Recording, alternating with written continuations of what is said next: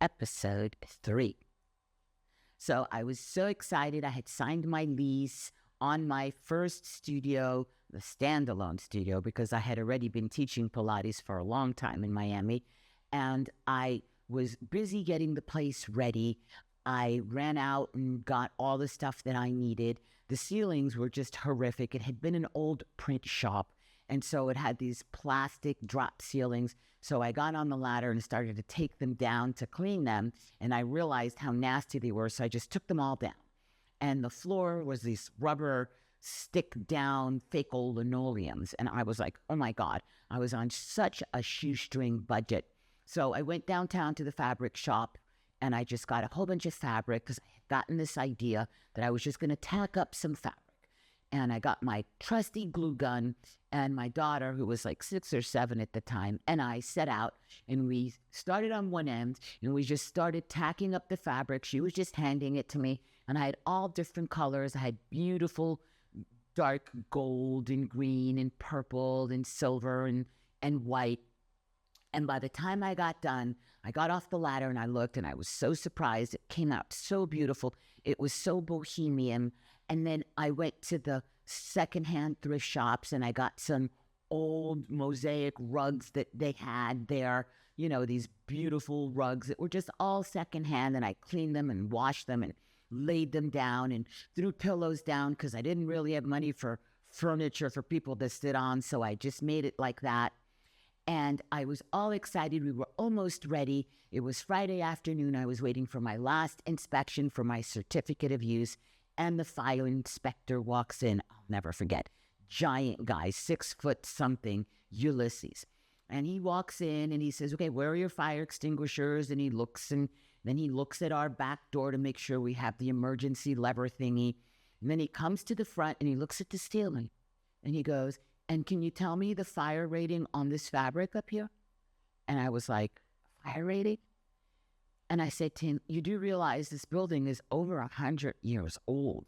I have Tobacco Road on one side of me, Fish Grill on the other side of me. If there was a fire, I think that this building would go up in like 20 seconds. And as he started to tell me that he was not going to sign off on my certificate, in walks in the SPL guy. And that's the people that supply electric to Florida. And he goes, do you know where the power switch is, the meter for this suite? I said, yeah, it's right here in the back. What do you need? He goes, no, I got a shut-off order. I go, shut-off order? We just had the lights turned on. He goes, yeah, but you didn't pay the security deposit yet, and the time limit is up.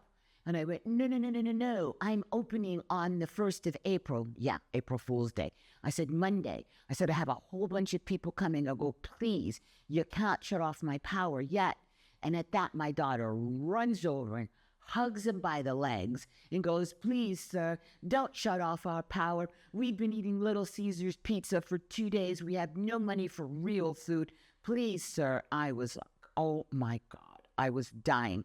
And so he looks at her, he looks at the fire inspector, he looks at me, he takes out his worksheet and he goes, premise not available until Monday afternoon, landlord out of town. And he goes, all right, you have until Monday afternoon. He goes, but then I will be back. Oh, and we were happy, we were jumping up and down. And then Ulysses looks at me and he just takes my inspection sheet and he goes, that ceiling of fabric was not here when I came. There was something else. And he signs my sheet and he walks out. Well, my daughter and I, we were hugging and dancing around the room. We were so happy.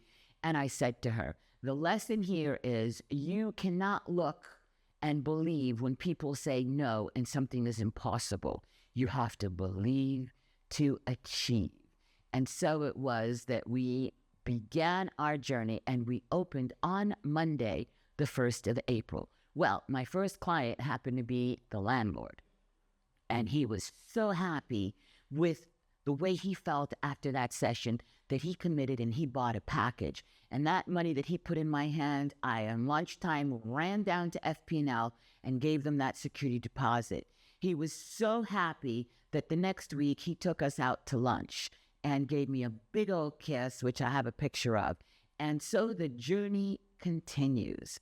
This is Pilates Master Nikki, And I'm grateful for you to getting me here. And I'll see you online in class. Oh, yes, I will.